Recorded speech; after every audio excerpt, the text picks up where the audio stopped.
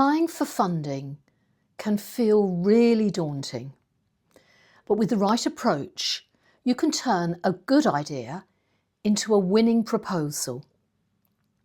In this training, we'll walk through 8 essential steps for writing successful grant applications, whether you're applying to the District Advance Fund or are approaching a funder outside of the Methodist Church. Understand the funder's priorities. Before you write a single word, study the funder's guidelines, not just once, but more than once. Learn their priorities. Do they want to fund innovation, community projects, environmental work? Align your proposal with their goals and use the same language they use. If they say community cohesion, don't call it togetherness, call it community cohesion. Be clear, concise, and compelling. Write in plain English. Avoid jargon. Funders may not know your specialist terms, but they will understand a clear story. Explain the problem, your solution, and why it matters. If you are applying to an external funder, remember that Methodist language and terminology may not be understood by people outside the church. And be specific. Don't say, we'll improve community spirit. Say, we'll bring 200 local residents together for 6 free art workshops. Take the time to write a clear narrative that draws people in. If you want funders to take your project seriously, you must show the thought and planning that sits behind it. If you rush through this, it will show. Define clear objectives and outcomes. Set out exactly what you'll do, when, and with whom, and make your outcomes measurable. Instead of vague aspirations, aim for concrete targets like engage 50 young people in environmental cleanups or train 10 volunteers in first aid. Funders want to see how you'll measure success and if you have a plan to evaluate it.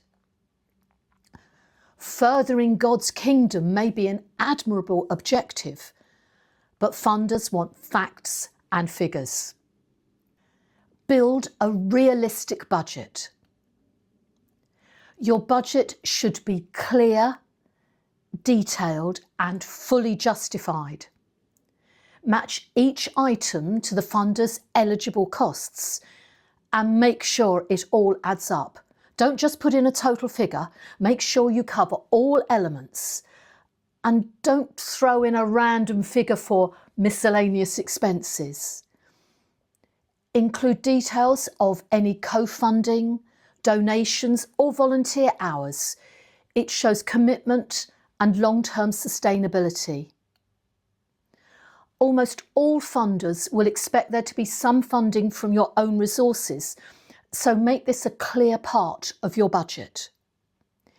If you intend to continue to run the project at the end of the funding, explain where you would expect to find ongoing financial support. If your project is running over several years, remember to cost in some element of inflation. It can only be an estimate, but it's an important element. If you are employing someone, make sure you have considered the full range of employers' on costs. The District Lay Employment Advisor can help with this. And of course, you will need approval from the district if you make any employment decisions, irrespective of funding. Show community support or partnerships. Strong bids are rooted in the community. Include letters of support, evidence of consultation, and any partnership agreements. If you've spoken to local groups or are collaborating with others, make it clear.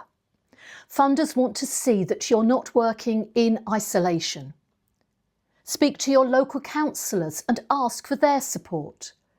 Gather local opinion about your project to show that there is interest beyond just your own church. Plan for delivery and sustainability. Show that you have a clear delivery plan. Who will manage the project? What's the timeline? And what happens after the grant ends? Funders love to see projects that will continue making an impact long after their money has been spent. Speaking of planning, some external funders may ask for a business plan. This is a document that brings together all the elements of your grant application in one place. Follow the instructions to the letter. Never ignore the small print. Stick to word and page limits. Include all the documents you are asked for. Accounts, safeguarding policies, anything. If you are applying to the district, you will need to send a mission plan. It's no use saying it's being worked on or is yet to be agreed. The absence of a mission plan is a deal breaker for the district. For district applications, make sure you use the right form. If you're not sure which form you should be using, ask. Make sure you've provided every piece of supporting documentation that is required.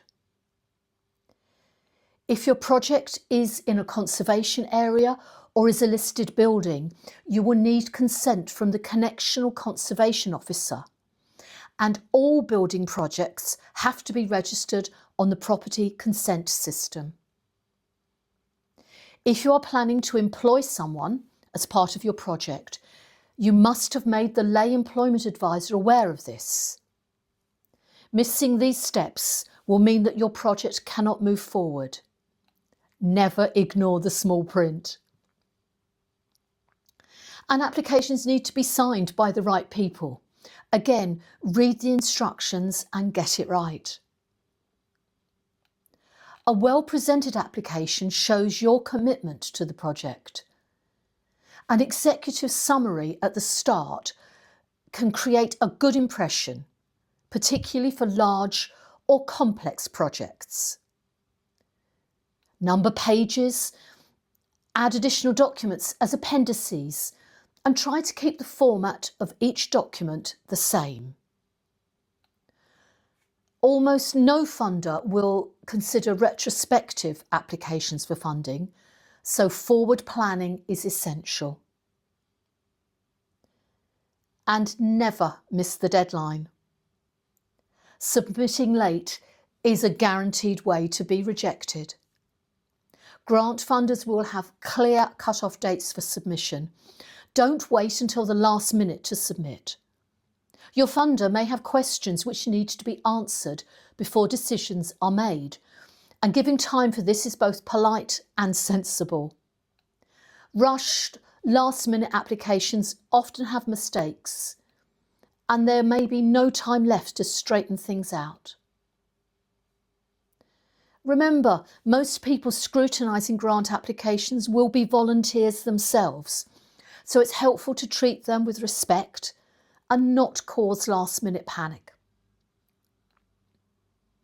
There are exceptional circumstances where the District Advance Fund will consider emergency applications for funding outside the regular timetable of grants meetings. But these are for emergencies such as a boiler breakdown or a leaking roof. It is not an emergency if you can't get your application in on time.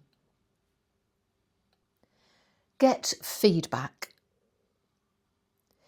Before you send it off, get fresh eyes on your application. When you are deeply immersed in a project, it's hard to be objective. Someone unfamiliar with the project may spot what you've missed.